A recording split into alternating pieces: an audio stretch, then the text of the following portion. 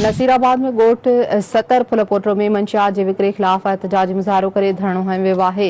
ॻोठाणनि पारां नाए ॾींहुं बि एहतजाजी मुज़ाहिरो करे धरणो हंयो वियो आहे।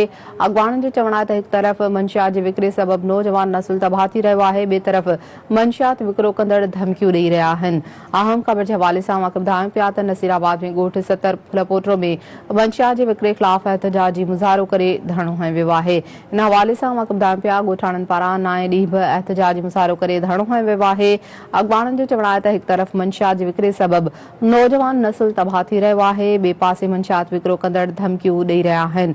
नसीराबाद मां इहा अहम ख़बर नाज़रीन सां शेयर कयूं पिया, जिते ॻोठ 70 फुलपोटो में मंशियात जे विकिरे ख़िलाफ़ एहतजाजी मुज़ाहिरो करे धरणो हंयो वियो आहे। इन हवाले सां नाज़रीन खे ॿुधायूं पिया त ॻोठाणनि पारां नाए ॾियारे बि एहतजाजी मुज़ाहिरो करे धरणो हंयो वियो आहे। अॻवाननि जो चवणु आहे त हिकु तरफ़ मंशियात जे विकिरे सबबि नौजवान नसुल तबाह थिए पियो, ॿिए तरफ़ मंशियात विकिरो कंदड़ धमकियूं ॾेई रहिया आहिनि।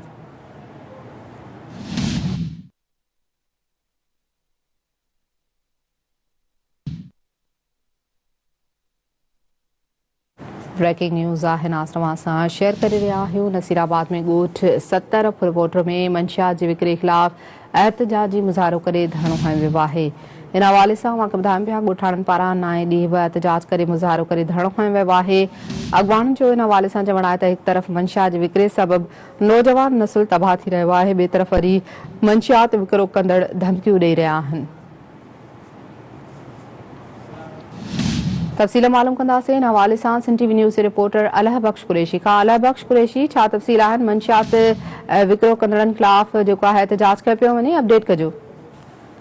जी फरा अॼु नाए ॾींहं ते ॻोठाणनि एहतजाजी मुज़ाहिरो कयो आहे ऐं ट्रैक्टर ट्रालियुनि ते सवार थी नसीराबाद पहुता। हिननि ते हिननि धरणो हंयो आहे। हिननि जो चवणु आहे त 9 ॾींहं गुज़री विया पर मनशियात जो अॾो बंदि नथो करायो वञे ऐं गाॾी फाड़ पुलिस मनशियात फरोशनि खां ॿ ॿेड़ी बणियल आहे, जेका मनशियात फरोशनि खे सपोर्ट थी करे ऐं असां आवाम जेके आहियूं मुसलसल दाहूं करे रहिया आहियूं, एहतजाज करे रहिया आहियूं, पर असांजी का बि एहतजाज को बि नोटिस अचण लाइ तयारु कोन्हे। हिननि जो मुतालबो आहे त असांखे तहफ़ुज़ ॾिनो वञे, असांजे ॻोठ मां मनशियात जी पाड़ पटी वञे। जी